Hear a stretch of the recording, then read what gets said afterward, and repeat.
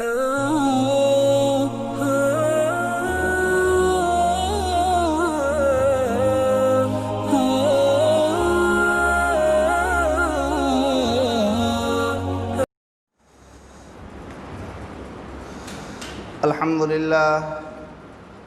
لله نحمده ونستعينه ونستغفره ونؤمن به ونتوكل عليه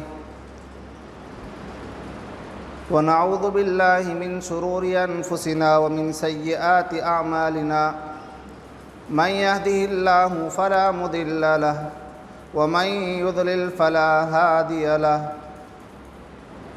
ونشهد أن لا إله إلا الله وحده لا شريك له ونشهد أن سيدنا ونبينا مولانا محمدا عبده ورسوله أما بعد فأعوذ بالله من الشيطان الرجيم بسم الله الرحمن الرحيم والضحى والليل إذا سجى وقال تعالى ورفعنا لك ذكرك وقال تعالى إنا أعطيناك الكوثر فصل لربك وانحر إن شانئك هو الأبتر وأحسن منك لم تر قط عيني وأجمل منك لم تلد النساء خلقت مبرأ من كل عيب كأنما قد خلقت كما تشاء. محترم و معزز سامعین، گزشتہ جمعہ بیان کے آخر میں آپ حضرات سے میں نے وعدہ کیا تھا کہ اس جمعہ انشاءاللہ سرکار دو عالم صلی اللہ علیہ وسلم کی ولادت اور آپ کے میلاد کے تعلق سے کچھ باتیں عرض کی جائیں گی، لیکن کچھ حالات کی وجہ سے میں اپنے عنوان کو، اپنے ٹاپک کو چینج کر رہا ہوں اور کسی اور عنوان پر مجھے آج بات کرنی ہے، اور وہ عنوان ہے عظمت مصطفیٰ صلی اللہ علیہ وسلم. آج ولادت کا تذکرہ ہونا تھا، لیکن جیسا کہ آپ حضرات جانتے ہیں کہ فرانس جو ایک ملک ہے، اس نے ہمارے نبی صلی اللہ علیہ وسلم کی شان میں گستاخی کی ہے اور نعوذ باللہ آپ کے نام کا کارٹون اس نے بنایا ہے.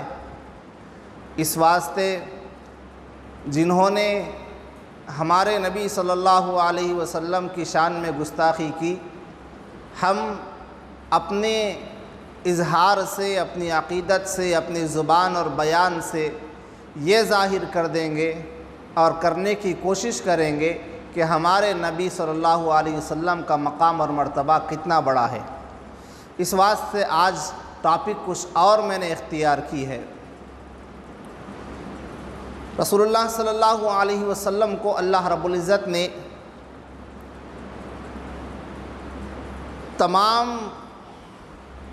کائنات میں، تمام انبیاء علیہم السلام میں سب سے افضل بنایا،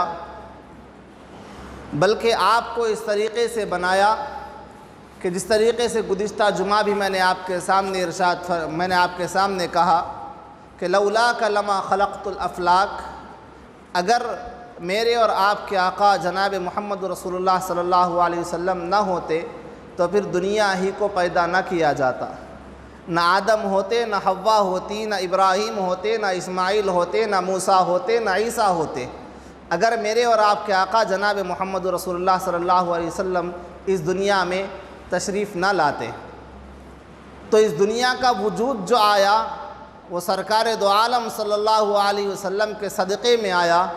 آسمان کا بننا یہ میرے نبی کا صدقہ ہے، زمین کا بننا یہ میرے نبی کا صدقہ ہے، ستاروں کا چمکنا یہ میرے نبی کا صدقہ ہے، سورج کا نکلنا یہ میرے نبی کا صدقہ ہے، چاند کی خوبصورتی اور چاند کا حسن یہ میرے نبی کا صدقہ ہے.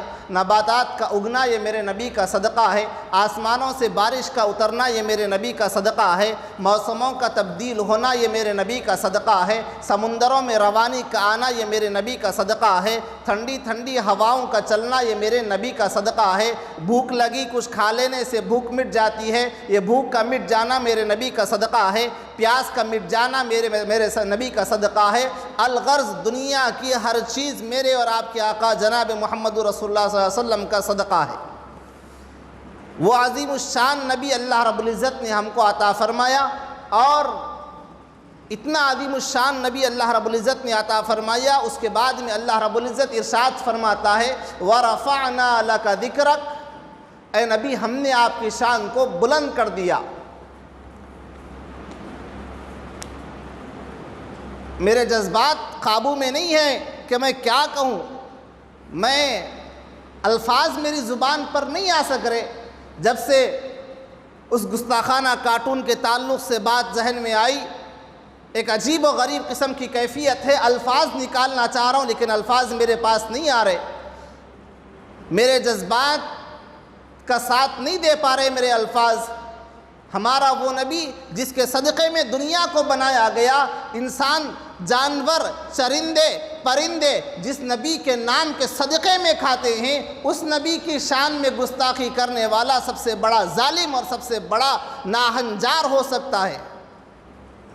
اللہ رب العزت نے فرمایا وَرَفَعْنَا لَكَ ذِكْرَكَ، اے میرے نبی یہ دنیا والے آپ کی شان کیا بڑھائیں گے، ہم نے آپ کے نام کو بڑا کر دیا، ہم نے آپ کے نام کو بلند کر دیا۔ وَرَفَعْنَا لَكَ ذِكْرَكَ، ہم نے آپ کے نام کو بلند کر دیا۔ کوئی آدمی آئے اور آ کر وہ کہے کہ میں اسلام قبول کرنا چاہتا ہوں، ہم کہیں گے آؤ ہم آپ کو اسلام کی دعوت دیتے ہیں، مسلمان ہو جاؤ۔ وہ کہے سامنے بیٹھے اور بیٹھنے کے بعد میں کہے کہ چلو مجھے مسلمان بناؤ، میں مسلمان ہونا چاہتا ہوں، میں اللہ والا بننا چاہتا ہوں، میں اللہ کے قریب آنا چاہتا ہوں۔ ہم اسے کہیں گے پڑھو لا الہ الا اللہ، وہ کہے لا الہ الا اللہ۔ ہم اسے کہیں محمد رسول اللہ، وہ کہے کہ میں محمد رسول اللہ نہیں کہتا، تو اس کو کہا جائے گا جب تک میرے نبی کا کلمہ نہیں پڑھے گا اسلام میں داخل نہیں ہو سکتا۔ وہ کہے کہ نہیں لا الہ الا اللہ کہوں گا، محمد رسول اللہ نہیں کہوں گا، جب تک میرے نبی پر ایمان نہیں لائے گا تیرا ایمان قابل قبول نہیں ہوگا۔ آگے بڑھیں، آگے بڑھیں۔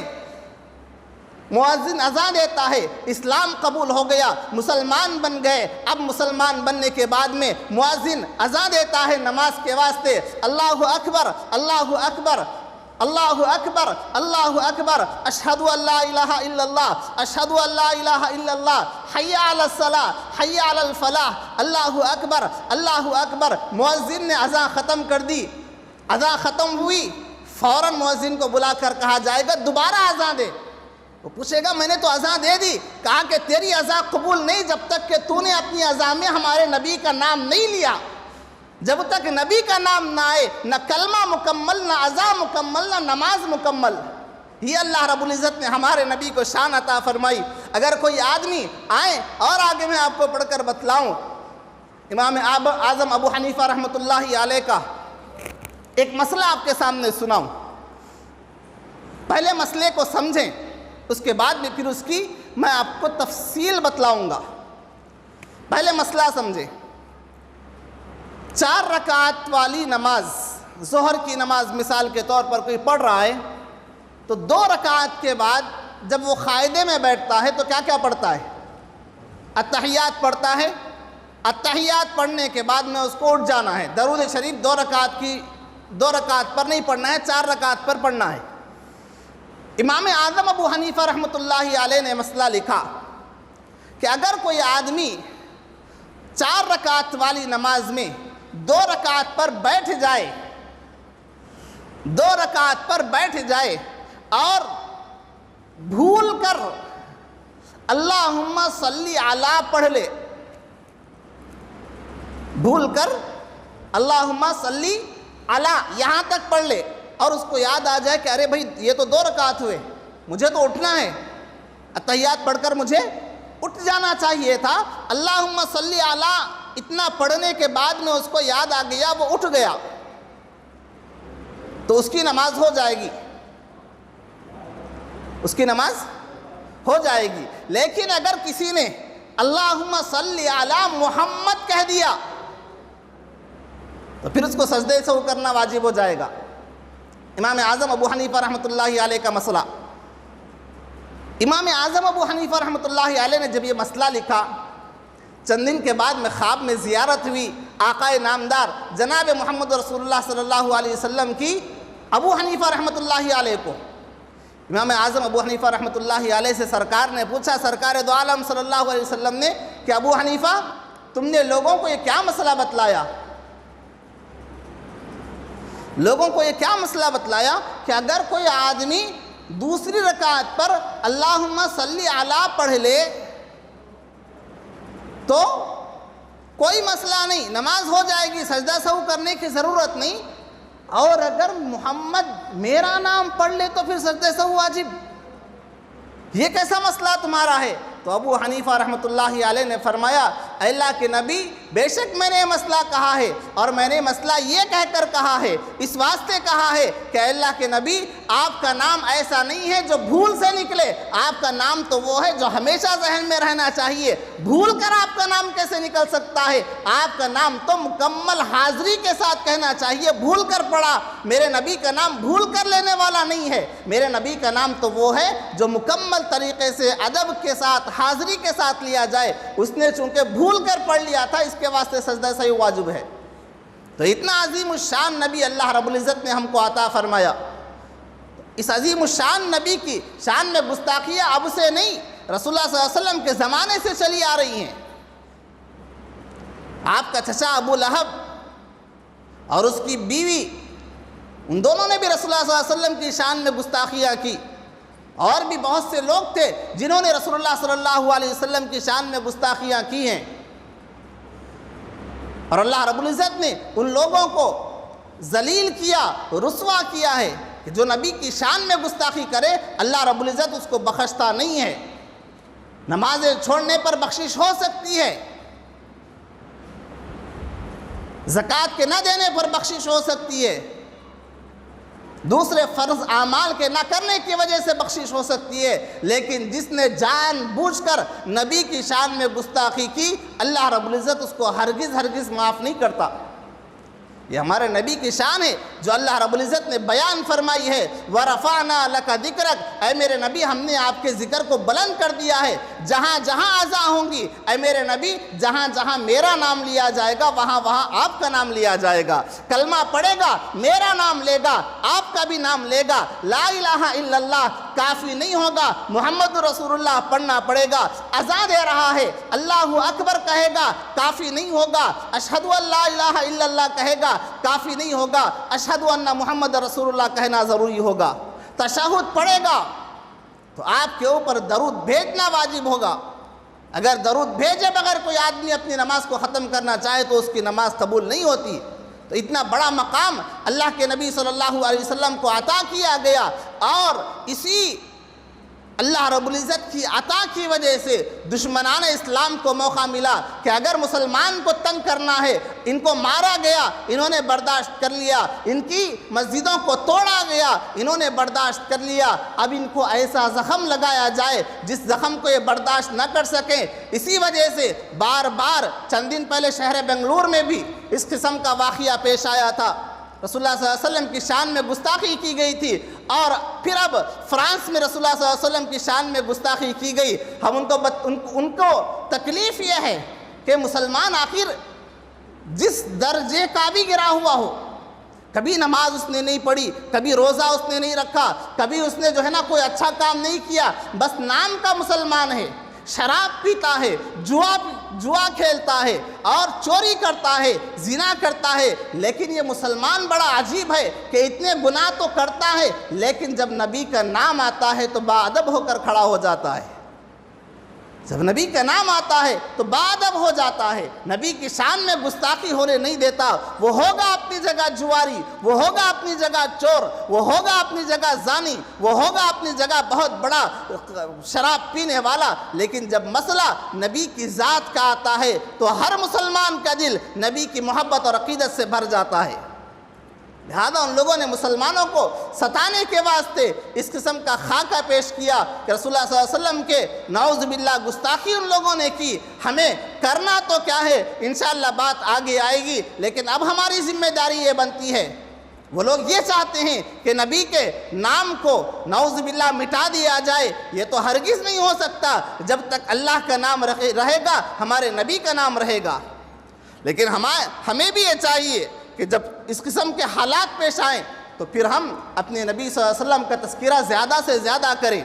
اٹھتے بیٹھتے نبی کا ذکر ہو، گلی کوچوں میں نبی کا ذکر ہو، دکانوں پر بیٹھیں نبی کا ذکر ہو، ہر جگہ جہاں آپ کو موقع ملے نبی کا ذکر ہو. ان کو یہ ضد ہے کہ تیرا نام ہی نہ لے کوئی، ان کو یہ ضد ہے کہ تیرا نام ہی نہ لے کوئی. ہمیں یہ جنون ہے کہ تیرا ذکر صبح و شام رہے. ہم تو یہ چاہتے ہیں کہ صبح شام آپ کا ذکر ہو. تمہاری خواہش یہ ہے کہ ہمارے نبی کا نام نہ لیا جائے، اور ہماری خواہش یہ ہے کہ صبح شام ہمارے نبی کا ذکر ہو. اس واسطے ہم عملی طریقے پر یہ کام کریں، نبی کی سنتوں کو، نبی کے اخلاق کو، نبی کے باتوں کو، نبی کے کاموں کو بار بار بیان کریں، ہر جگہ بیان کریں، ہر بیٹھک میں بیان کریں، ہر مجلس میں بیان کریں، ہر گلی میں بیان کریں، ہر گھر میں بیان کریں، ہر کمرے میں بیان کریں. یہ ہماری ذمہ داری بنتی ہے.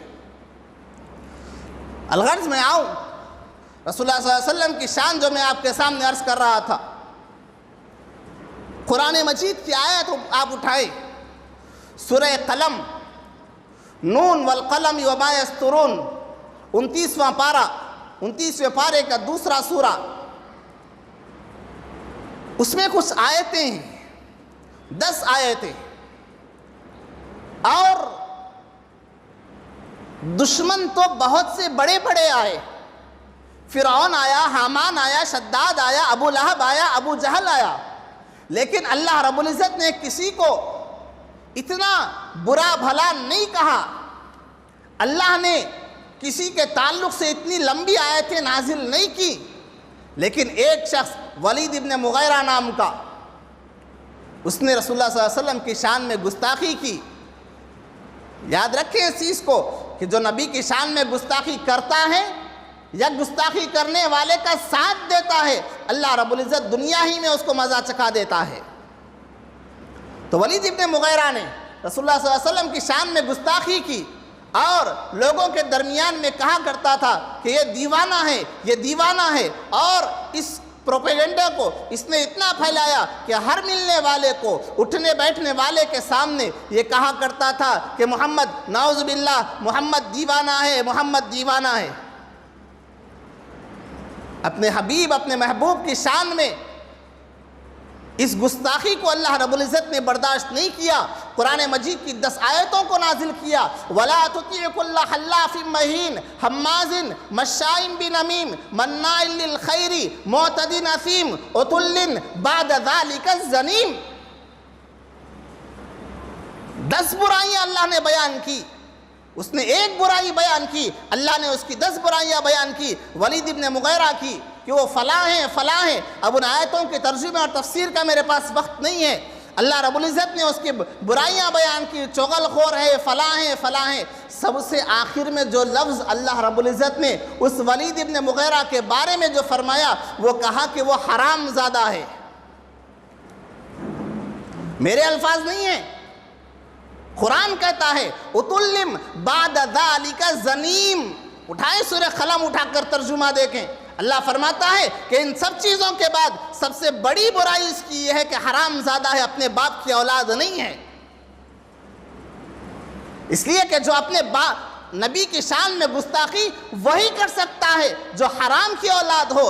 حلال کی اولاد کبھی نبی کی شان میں گستاخی نہیں کرتی. اگر کسی کی زبان سے میرے الفاظ آپ کو سخت دکھ رہے ہوں، کوئی سخت نہیں ہے. جب قرآن نے کسی کو حرام زادہ کہا ہے تو پھر ہمیں بھی کہنے کا حق ہے. اگر کبھی کسی کی زبانوں پر یا کسی کے خیالوں میں یا کسی کی زبانوں پر نبی کی شان کے گستاخی کے الفاظ آپ سنیں، فوراً فیصلہ کریں. اور یہ فیصلہ آپ کا فیصلہ نہیں ہوگا، یہ قرآن کا فیصلہ ہوگا کہ وہ اپنے باپ کی اولاد نہیں ہے، وہ حرام زادہ ہے. اور آج گوگل پر آپ سرچ کریں گے، اس سوال کا آپ کو جواب مل جائے گا. چند دن پہلے میرے پاس ایک میسج آیا کہ پوری دنیا میں سب سے زیادہ بغیر شادی کی اولاد کہاں پر پیدا ہوتی ہے؟ کھلے الفاظ میں حرامی اولادیں کہاں پیدا ہوتی ہیں؟ سب سے اوپر فرانس کا نام موجود ہے۔ میں تھوڑی دیر کے واسطے سوچا کہ بھئی نبی کی شان میں گستاخی کی، اس کے واسطے ہمارے کوئی مسلمان غصے میں آ کے ڈال دیے ہوں گے، لیکن جب گوگل پر جا کر سرچ کیا اسی کوسچن مارک کے ساتھ کہ دنیا میں سب سے زیادہ حرامی بچے کہاں پر پیدا ہوتے ہیں، تو وہاں سے جواب ملا کہ 60% سے بھی زیادہ حرامی بچے فرانس میں پیدا ہوتے ہیں۔ آدھی سے زیادہ آبادی حرام اولاد۔ جب اس قسم کی اولادیں ہوں گی تو پھر اسی قسم کے معاملات ہو سکتے ہیں۔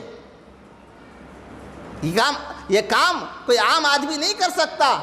کسی کو دیکھیں، یہ ہمیشہ کے واسطے آپ کو تجربہ دے رہا ہوں، اور اپنا تجربہ نہیں، قرآن کا تجربہ دے رہا ہوں۔ جو نبی کی شان میں گستاخی کرتا ہے اس کو چاہیے کہ پہلے فوراً جائے اپنا DNA ٹیسٹ کروائے، اس کو پتا چلے گا کہ وہ اپنے باپ کی اولاد نہیں ہے۔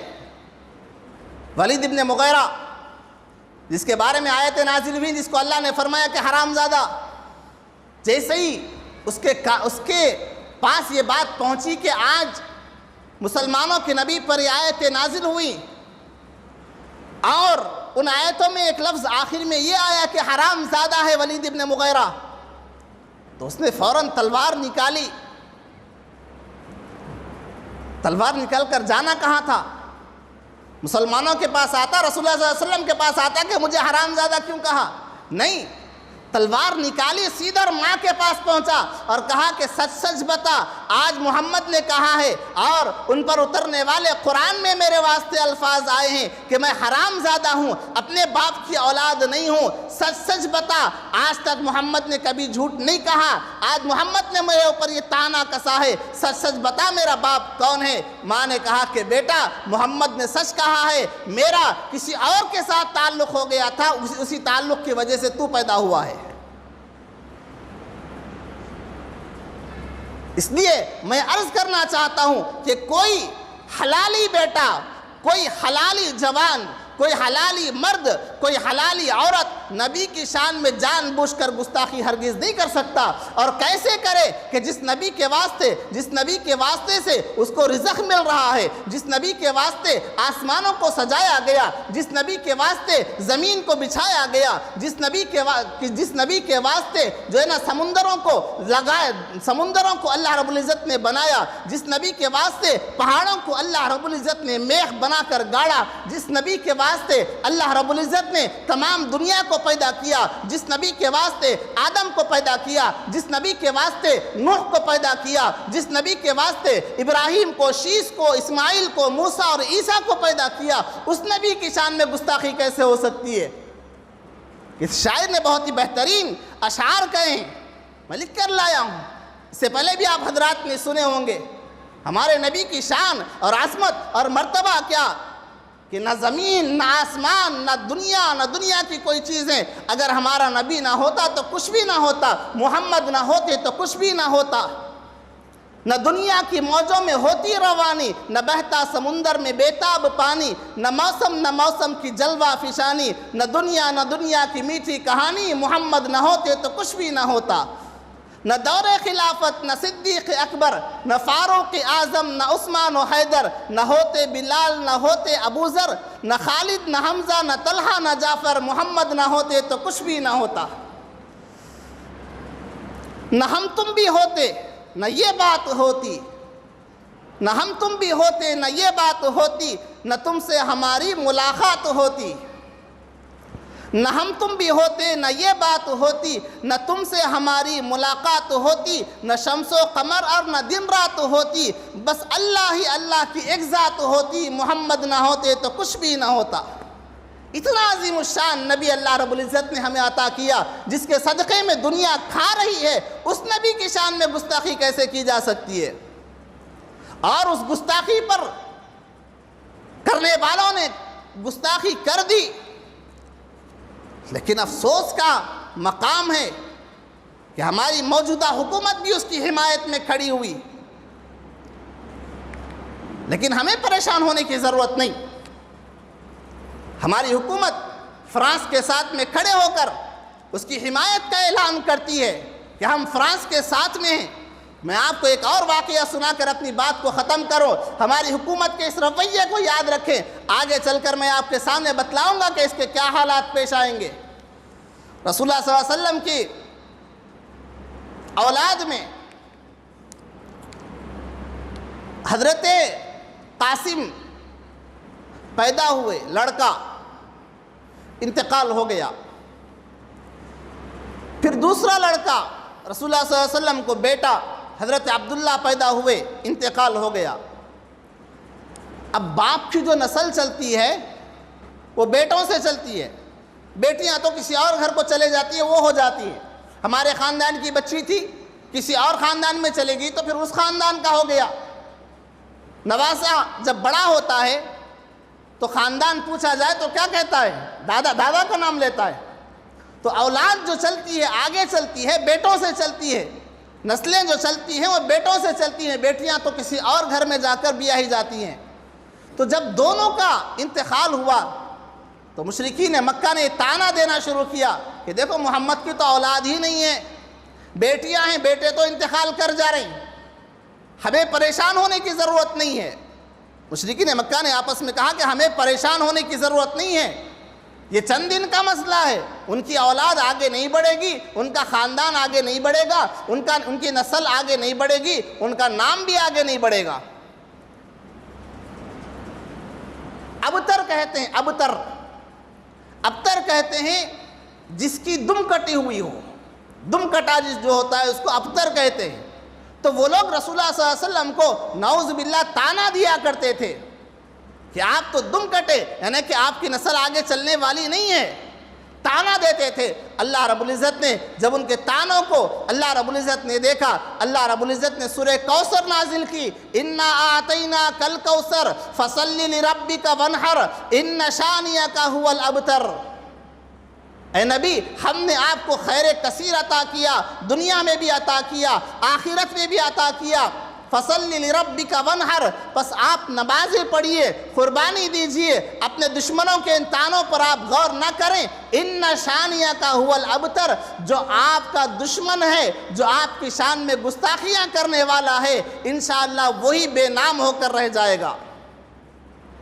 اللہ نے وعدہ کیا ہے آپ کا جو دشمن ہے، جو آپ کی شان میں گستاخیاں کرے گا، وہ بے نام و نشان ہو جائے گا۔ موجودہ حکومت جو فرانس کی حمایت میں کھڑی ہوئی ہے، اس کے تعلق سے بھی میں آپ کے سامنے یہ بات رکھنا چاہتا ہوں کہ اس نے کل تک مسلمانوں کو مارا تھا لیکن اللہ کی پکڑ نہیں آئی تھی۔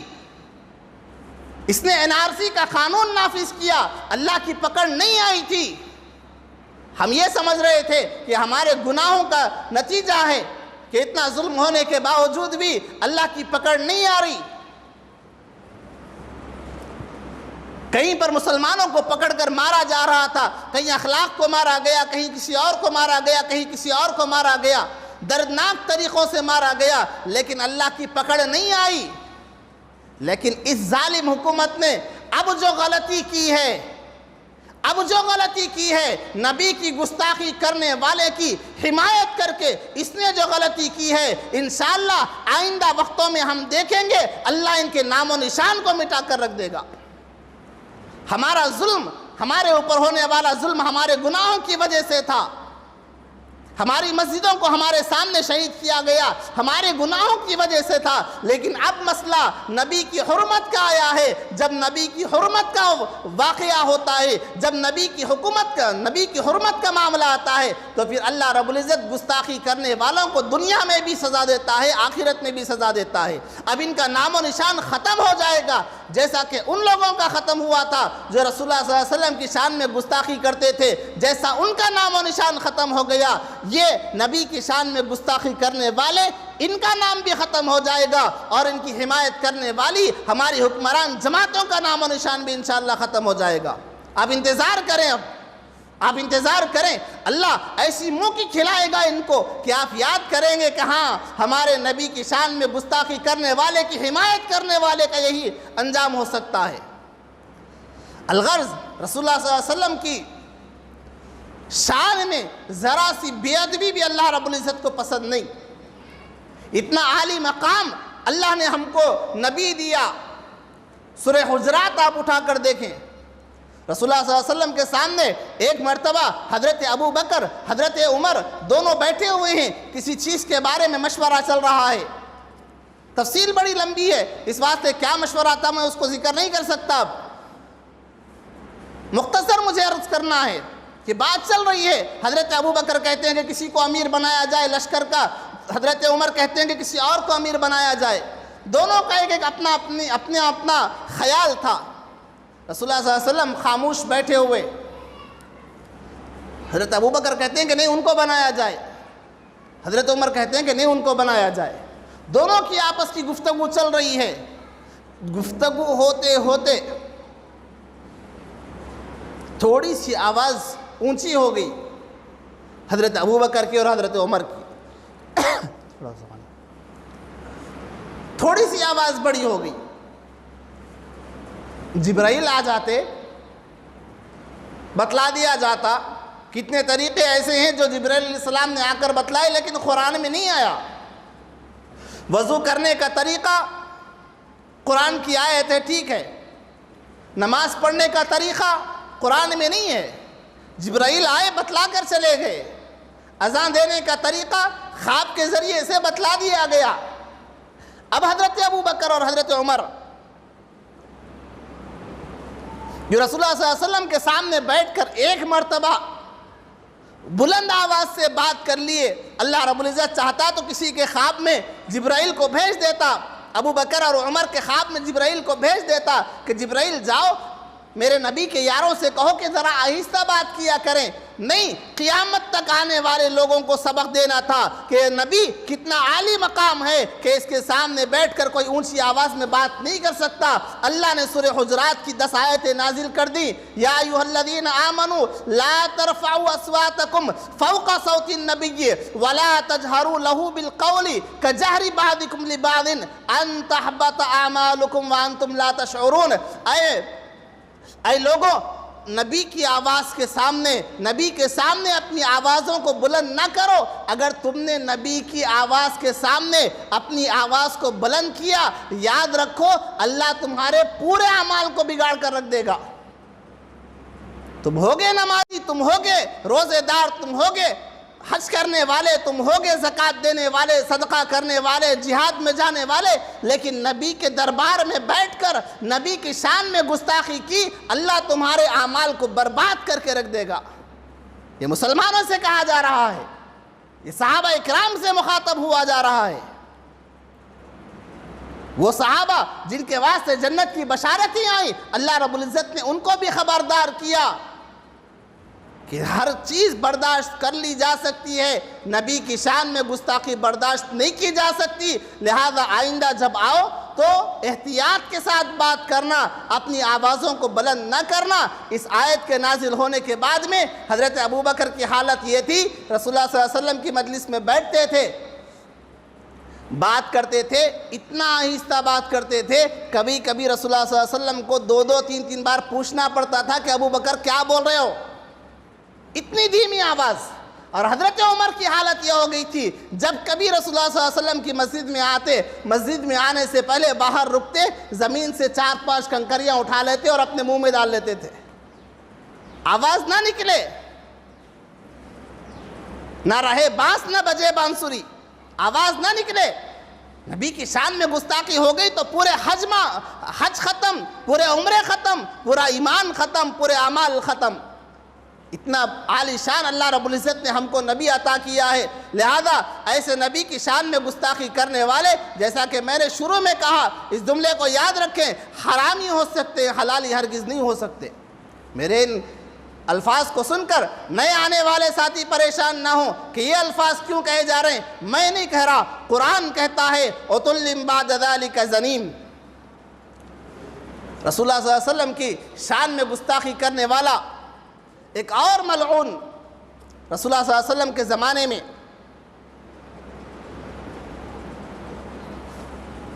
ابو رافع نام کا، اس نے رسول اللہ صلی اللہ علیہ وسلم کی شان میں گستاخی کی۔ رسول اللہ صلی اللہ علیہ وسلم نے صحابہ کو بلایا، کئی مرتبہ آپ کی شان میں گستاخیاں کرتا تھا۔ رسول اللہ صلی اللہ علیہ وسلم نے کبھی اپنی ذات کے واسطے بدلہ نہیں لیا۔ نبی پر انگلی اٹھانا صرف نبی کی شخصیت پر نہیں، رسالت پر انگلی اٹھانا ہوتا ہے۔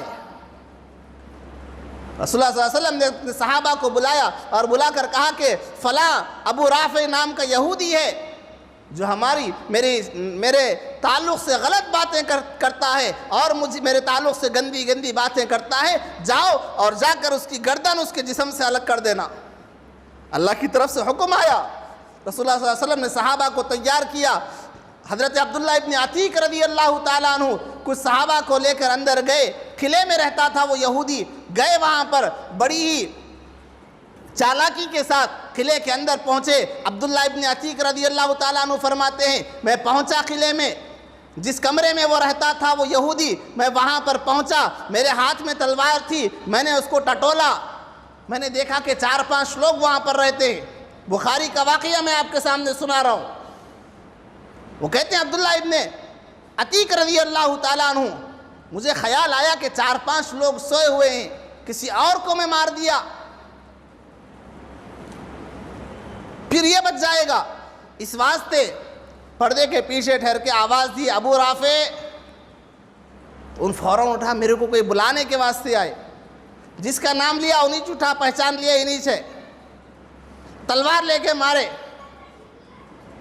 زخم جو لگانا تھا لگا دیے، پھر بھاگ کر جا کر چھپ گئے۔ پھر خیال آیا کہ میرے اس زخم سے مرا یا نہیں مرا کم بخت، اگر نہیں مرا تو پھر بچ جائے گا، میرے نبی کی شان میں گستاخی کرنے والے کو جینے کا حق نہیں ہے، یہ ہماری حکومتوں کے قوانین ہیں جس کا ہم احترام کرتے ہوئے خاموش ہیں، ورنہ تو شریعت کا فیصلہ یہی ہے جو نبی کی شان میں گستاخی کرے اس کو جینے کا کوئی حق نہیں ہوتا۔ تو باہر جا کر کھڑے ہو گئے، پھر خیال آیا میرے اس وار سے مرا یا نہیں مرا، اب اگر پھر آواز دیے تو چونک جاتے، اس واسطے سوال بدل کے پوچھے، پردے کے پیچھے ٹھہر گئی، ارے کون ہے ابھی تمہارے کو مارنے؟ بولتے کہ تمہارے کہاں چھپ کے ابھی آؤ ادھر ہے دیکھو کون کی۔ جیسے ہی ان بولا یہ لفظ، پھر آئے آگے، اچھا تو یہیں پر کھڑا ہوا ہے، پھر ایک جو ہے نا تلوار کا وار کیا، وہ گر گیا، اس کے بعد میں اس تلوار کو نکالا اور نکال کر اس کے سینے میں زور سے چبایا کہ پیٹھ سے تلوار نکل گئی۔ اس کے بعد میں باہر نکلے اور نکلنے کے بعد میں نیچے اترنے لگے، جس سیڑھی کو لگایا تھا چڑھنے کے واسطے قلعے پر، اترنے لگے، اترتے اترتے آخری سیڑھی جب آئی، وہ سمجھے کہ آخری سیڑھی بھی ختم ہو گئی، زمین پر پیر رکھنا ہے، اچانک پیر نیچے رکھا تو پیر مڑ گیا اور پیر موچ کھا گیا۔ رسول اللہ صلی اللہ علیہ وسلم کی خدمت میں پہنچے اور مبارکباد دی، اللہ کے نبی میں نے اس یہودی کو قتل کر دیا ہے۔ رسول اللہ صلی اللہ علیہ وسلم نے ان کو جنت کی بشارت دی۔ صحابہ نے کہا کہ اللہ کے نبی، عبداللہ ابن عتیق کے پیر جو ہیں وہ موچ کھا گئے ہیں، پیر کی ہڈی ٹوٹ گئی ہے۔ رسول اللہ صلی اللہ علیہ وسلم نے کہا کہ عبداللہ ابن عتیق اپنے پیروں کو آگے کرو، انہوں نے آگے کیا، رسول اللہ صلی اللہ علیہ وسلم نے صرف اپنا دست مبارک لگایا، فوراً وہ پیر پھر صحیح ہو گیا۔